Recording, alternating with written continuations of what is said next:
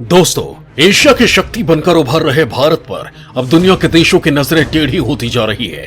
America हैरान है, चीन परेशान है, तो यूरोप हर वक्त धमकी देने पर आमादा रहता है। क्योंकि इस बार जब बाइडेन बाबा यूरोपीय देशों के नेता धीमी नींद में सो रहे थे, तब ग्लोबल ट्रेड का ऐसा पैंतरा खेला है कि दुनिया चौंधिया गई है। इस नए प्लान में मोदी ने जिगरी दोस्त रूस के साथ ही मुस्लिम दुनिया के हाहाकारी देश ईरान को साथ मिला लिया है। यानी जिस यूक्रेन और रूस युद्ध के कारण दुनिया भारत को धमका रही थी कि वो रूस का पाला छोड़ दे और अमेरिका वाले पलड़े को भारी करने के लिए पहुंच जाए, दे दनादन धमकियां दी जा रही थी कि मोदी जल्द से जल्द रूस के खिलाफ प्रतिबंध लगा दे, उससे हथियार और गैस तेल खरीदना बंद कर दे और उससे कारोबार को ताला लगा दे। लेकिन मोदी ठहरे मोदी। पहले यूरोप की बोलती बंद करने के लिए विदेश मंत्री एस जयशंकर को लगा डाला, तो अब जो कुछ किया है उसने भारत की एक नई ही छवि बना डाली है। जब सो रहे थे अमेरिका, यूरोप, खाड़ी देश और चीन, तब मोदी ने कर डाला ग्लोबल ट्रेड में तगड़ा बवंडर। ईरान और रूस के साथ भारत ने खेला तगड़ा गेम। नींद खुली तो दुनिया के उड़े होश, बदल गया खेल। दोस्तों, दुनिया में धमक तो भारत पहले ही बना चुका था, लेकिन अब भारत की जो तस्वीर उभर कर आई है उसने सभी को चौंका दिया है। एक तरफ कड़े प्रतिबंध के बीच भारत रूस के साथ तेल का व्यापार करके पश्चिमी देशों की हेकड़ी निकाल चुका है, तो वहीं दूसरी तरफ ईरान के साथ भारत के साथ रूसी सामान को भेजने के लिए नए कॉरिडोर को शुरू कर दिया है। इसके बाद अरब देशों की तो मानो धरती ही हिल गई है। अब सभी के मन में सवाल उठने लगे हैं कि भारत, ईरान और रूस की जोड़ी क्या नया गुल खिलाने वाली है, क्योंकि इन तीनों की तिकड़ी देखकर अमेरिका, यूरोप और चीन जैसे देशों के होश उड़े हुए हैं। इनका साथ देखकर अमेरिका और चीन क्या करने वाले हैं, ये एक बड़ा सवाल बनकर सबके सामने आ रहा है। लेकिन उससे बड़ी बात यह कि पुतिन को चीन ने मझधार में छोड़ दिया है, लेकिन मोदी ने न केवल हाथ पकड़ा है बल्कि अब तो किनारे पर लाकर नया ही कीर्तिमान बनाने की जुगत में है। दोस्तों, इस वीडियो पर बने रहिए, क्योंकि इस बार ये तीनों देश मिलकर एक ऐसा भौकाल मचा चुके हैं कि हर भारतीय को गर्व होने वाला है। क्योंकि दोस्तों, ये दौर बहुत ही नाजुक है और इसमें भी रूस के साथ भारत का कारोबार जारी है, लेकिन सबसे बड़ी दिक्कत आ रही थी ट्रांसपोर्ट की। और अब इस काम के लिए ईरान ने भी जान लगा दी है और इसी से खाड़ी देशों की चूल्हे हिल चुकी हैं।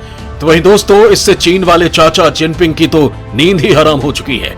मैं तो ये बात भी आपको बताऊंगा, लेकिन उससे पहले मोदी ने आखिर ईरान के साथ मिलकर क्या खिचड़ी पका डाली है जिससे पुतिन भी बाग बाग है, ये बात मैं आपको बता देता हूँ। दोस्तों, ईरान की सरकारी शिपिंग कंपनी ने भारत और रूस के बीच नए ट्रेड कॉरिडोर के जरिए माल पहुंचाकर इतिहास रच दिया है।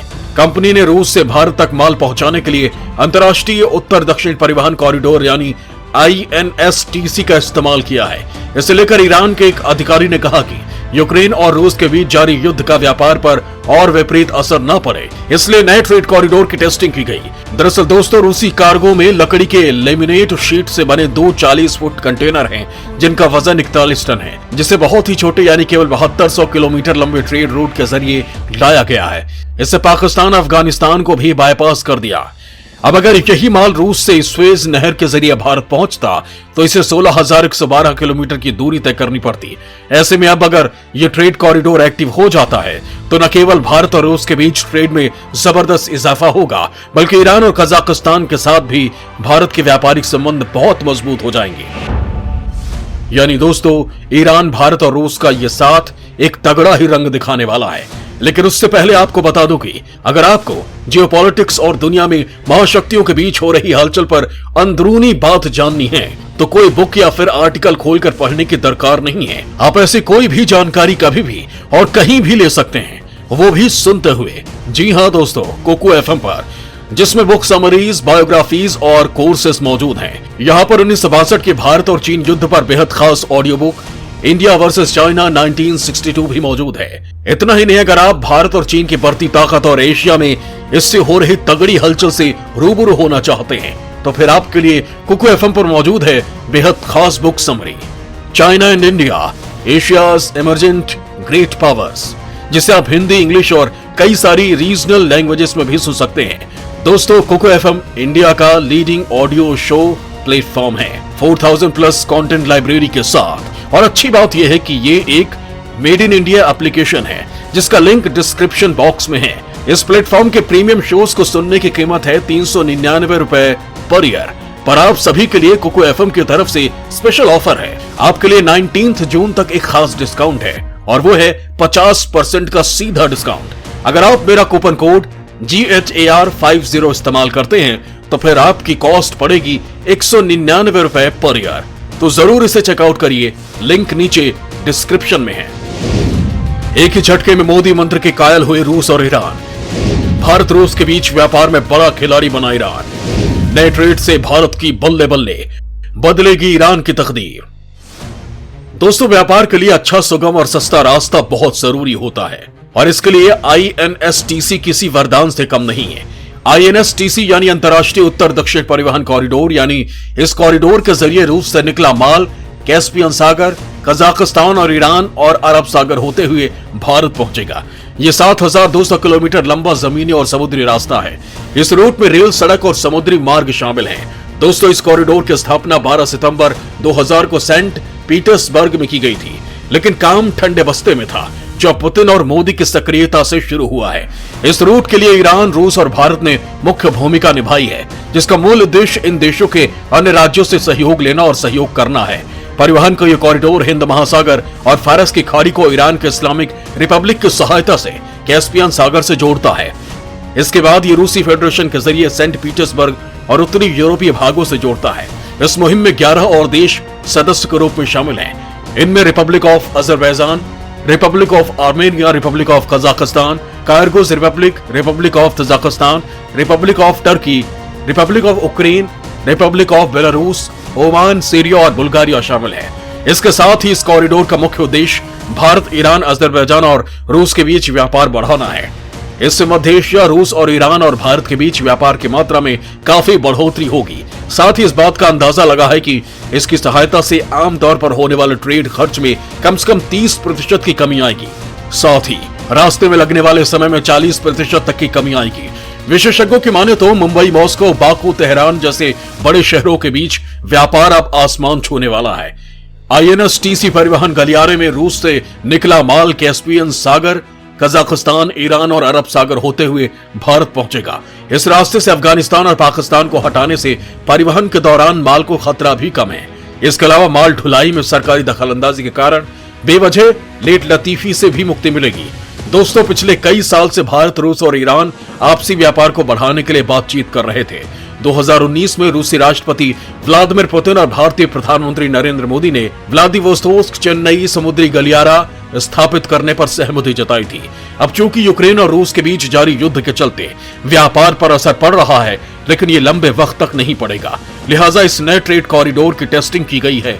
इसमें ईरान ने हनुमान वाली भूमिका निभाई है। लिहाजा टेस्टिंग के लिए कार्गो का सेंट पीटर्सबर्ग से कैस्पियन सागर बंदरगाह यानी सिटी ऑफ अस्त्रखान के लिए रवाना किया गया।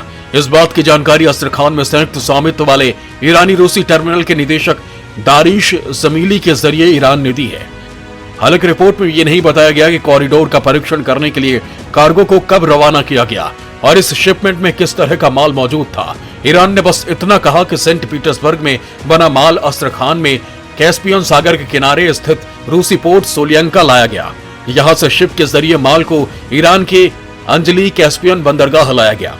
अंजली बंदरगाह से माल को सड़क मार्ग के जरिए होर्मुज़ की खाड़ी के किनारे स्थित बंदर अब्बास लेकर जाया गया। फिर यहां से शिप के जरिए अरब सागर के रास्ते इस माल को मुंबई के बंदरगाह पर पहुंचाया गया। दोस्तों, रूस से यह सामान केवल 24 दिन में ही पहुंच गया। रूस से भारत कर रहा है तेल की सुपर डील। अरब देशों का तेल निकालने लगे हैं पीएम मोदी। नए रूट से उड़ी अरब देशों और चीन की नींद। दोस्तों, यूक्रेन से युद्ध के कारण रूस पर प्रतिबंध लगा दिए गए हैं। ऐसे समय में ईरानी अधिकारी इस उत्तर दक्षिणी ट्रांजिट कॉरिडोर को विकसित करने के लिए जी जान से जुट गए हैं, क्योंकि ये रूस को एशियाई निर्यात बाजारों से जोड़ता है और इससे ईरान बेहद काम की कड़ी है। इस योजना में एक रेल रोड लाइन का निर्माण भी शामिल है, जो ईरानी कैस्पियन सागर बंदरगाहों पर पहुंचने वाले सामान को चाबहार के दक्षिण पूर्वी बंदरगाह तक पहुंचा सकती है।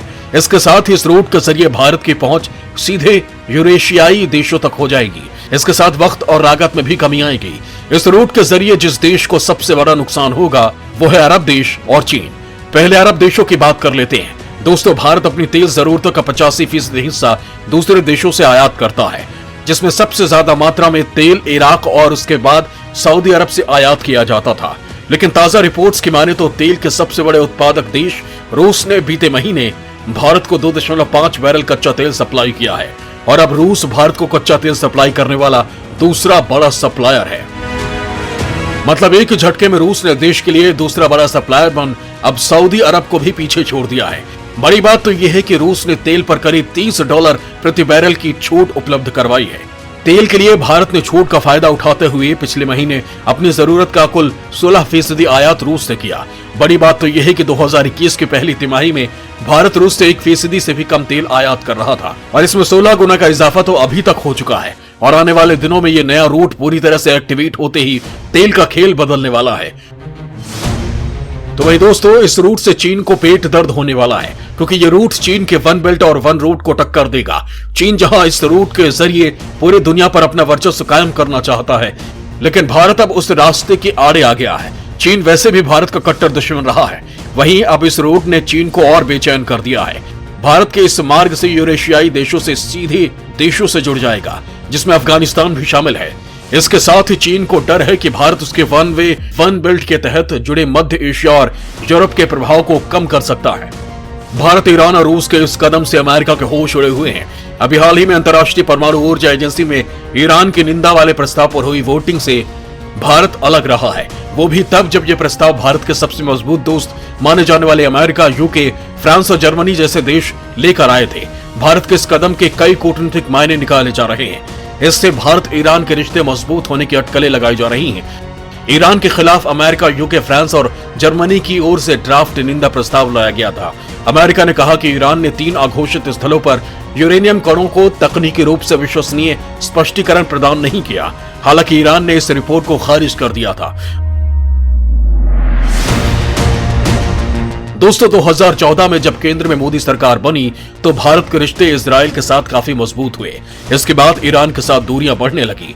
कश्मीर पर ईरान ने बयान दिया तो वो दूरियां और बढ़ गई। वहीं अमेरिका के प्रतिबंध के चलते भारत ने ईरान से तेल खरीदना भी बंद कर दिया था, जिससे व्यापारिक रिश्ते काफी कमजोर हो गए।